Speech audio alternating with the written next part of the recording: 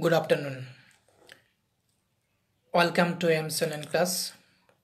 Today's class is assigned for the students of honors first year of English department. The course is Introduction to Poetry and topic is the Good Morrow. Dear learners, hope you're okay by the grace of Almighty Allah. Though the pandemic coronavirus situation is going on, that's why we are confined to houses. For betterment, online classes going on. More or less, it will definitely benefit you. So stay connected with all the classes. Anyway, today's course of discussion is from poetry. The poem is The Good Morrow, written by John Donne. John Donne is a leading figure of metaphysical poets. The term metaphysical refers to love, death, and spiritual ideas. Meta means beyond. Physical refers to real world that we can see. John Donne has also personal experience of love relationship. He had affair with a girl, but his love affair does not end in happy reunion. Rather, he was very much cruelly tortured by the father of his beloved, and he was also ultimately sacked from his job, and he had to elope with his beloved.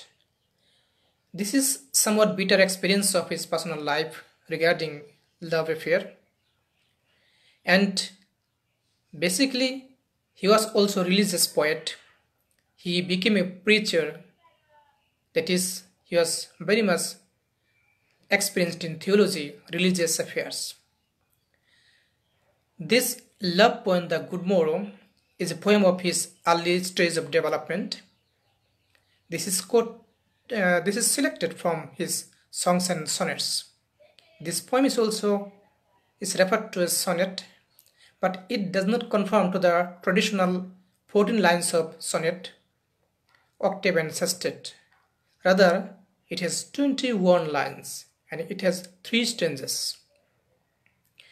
Okay, so as a learners, first of all, you have to know what the metaphysical elements of metaphysical poetry. There are some vital elements of metaphysical poetry that first of all you should know. Abrupt beginning or dramatic beginning. There are some intellectual references, that is, the metaphysical poets quoted their sentences or ideas from different branches of knowledge. They use also wit and humor and irony. John Donne also studied a lot in his different branches of knowledge. That's why in his poem we find the references to theology, geography, medicine, and other branches of knowledge. Metaphysical poetry is also very much argumentative. That is, the poets place different logical statements to convince their ideas. In this poem, The Good Morrow, we also find different types of argumentative sentences. The poem is also written in the form of dramatic monologue. You know what dramatic monologue is. Dramatic monologue is a type of poem. In the dramatic monologue, there is a single speaker and a silent listener. There is abrupt beginning, that is, startling beginning. The poet in a dramatic monologue directly points to the topic that he wants to convey to the readers. In this poem, The Good Morrow, you also see startling beginning in the very opening lines. What thou did, you and I did, I wonder by my troth. But The poem Good Morrow is not a dramatic monologue. It has some elements of dramatic monologue, that is startling beginning, silent speaker and listener, conversational sentences. But the poem does not have psychological tension that a dramatic monologue has. That is, in a dramatic monologue, psychological conflict, that is outburst of emotional conflict and psychological crisis, is to be explored in a dramatic monologue that we don't find in the Good Morrow. That's why it's not a dramatic monologue, but it is somewhat in the form of a dramatic monologue. Okay, the central theme of the poem The Good Morrow is love. That is, love, both kinds of love, physical love and spiritual love. That's why it is also called a love poem, that is metaphysical love poem. The most striking feature of John Donne's metaphysical love poem is that he narrates both physical love and spiritual love simultaneously. He explains in his poem in the very beginning the pleasures that a lover and beloved in his childhood enjoy. That is, they enjoyed childish love, sensual or very common love of young boys and girls or childhood days. But this pleasurable or very sensual love ultimately turns to spiritual love. That is, from physical love, the lover turns to spiritual love. They have experienced a new kind of love. That's why the title of the poem is very much significant. The title of the poem, The Good Morrow, refers to or means good morning. When we say good morning in the very beginning of the day, good morning refers to the rising sun of the day. We wish good morning. That's why in the poem also the poet refers to the reawakening of new type of love, that is spiritual love. This type of love, after enjoying or experiencing this type of love, the lovers have developed into new type of love. That's why the lovers think that they are within a one world. In this world, the sufferings and different types of shortcomings of the real world they don't have. They feel that they are complete and perfect within themselves. In the poem, we find different types of allusions and references. Seven Sleepers Den, it's a reference or allusion from Bible. That is, the lovers of this poem, The Good Morrow, are not coward. They are very much courageous and brave enough to declare before the world that the love is complete and mutual and perfect. Outward sufferings or torture or natural disadvantages, that is cold, winter, or any type of rough weather, does not disturb their love. That's why their drawing room or so the room in which they are staying are the world, that is the world itself. The world is very much completed and they are very much satisfied. So in this poem, the tone of the poem or poet is very much satisfied and peaceful and serene. There is no dissatisfaction or psychological tension in the poem.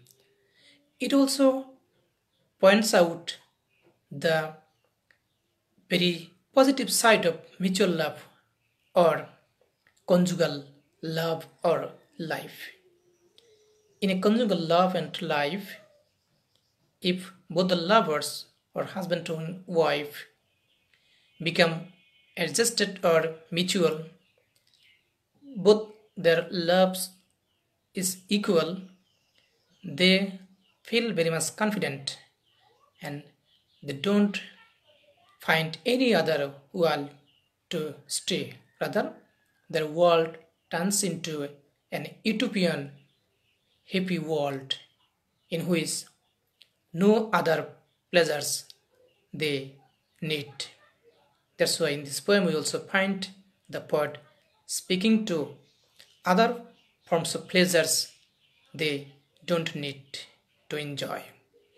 So, in this poem, you also need to study the critical appreciation. As dear learners, you must know that you have reading skill.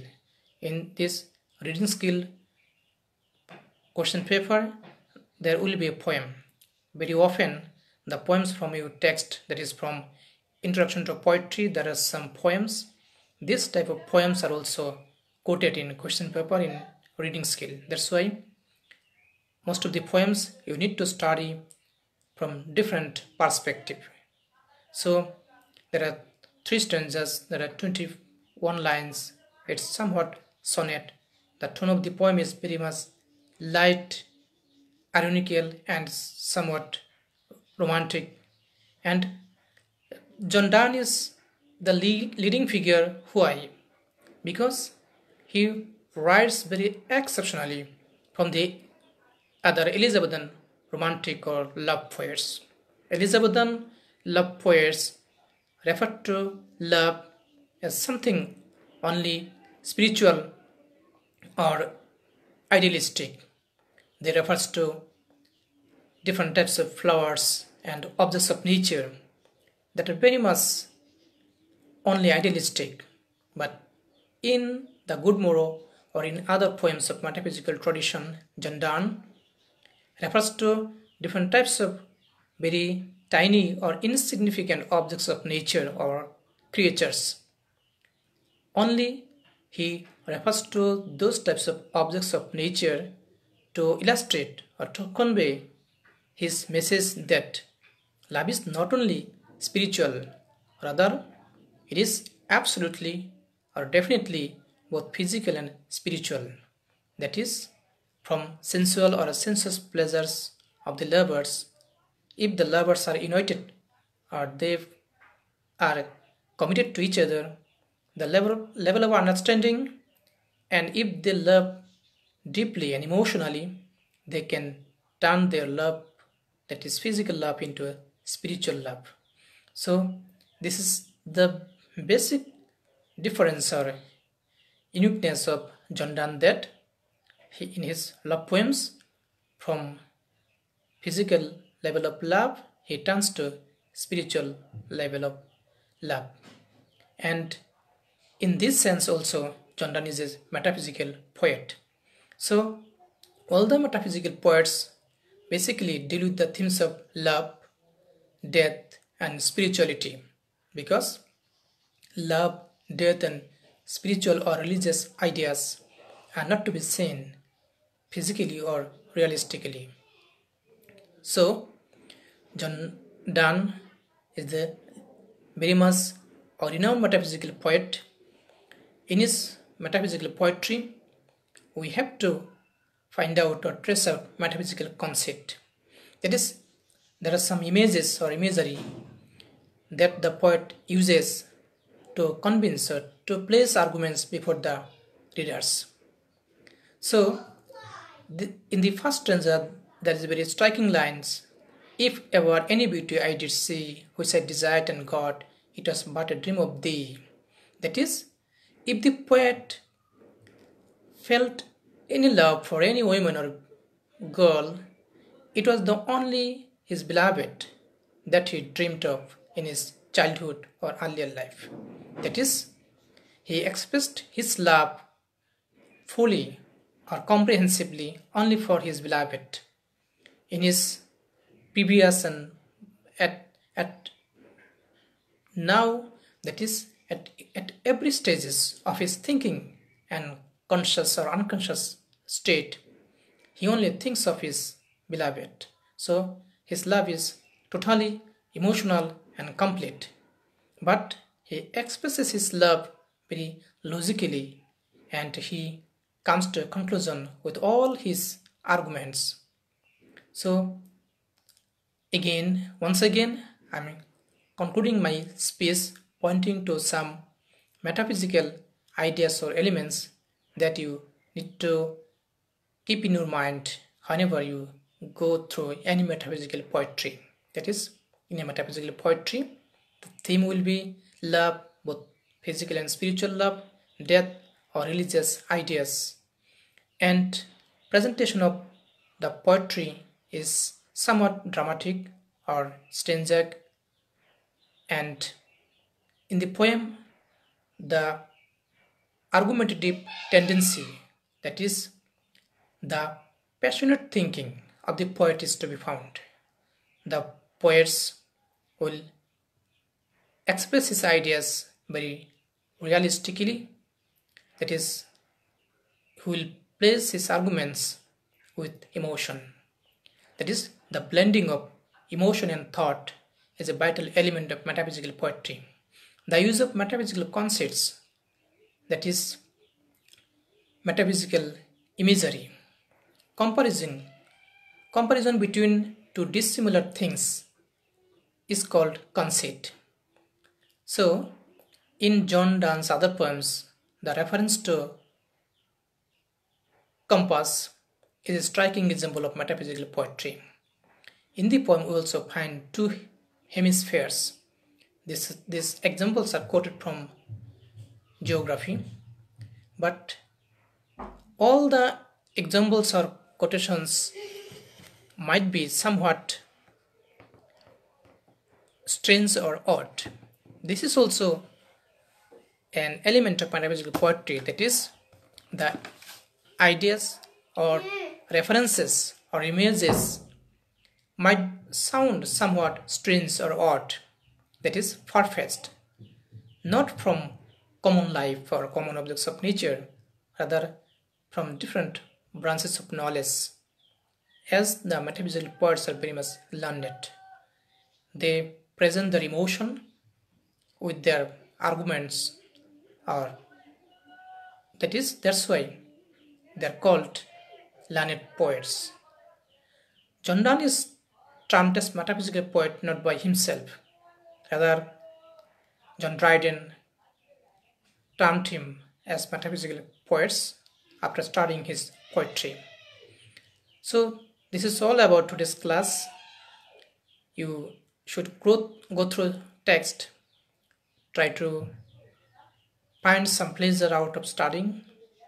Only then you can memorize or you can keep ideas fresh or lively or for a long time in your brain.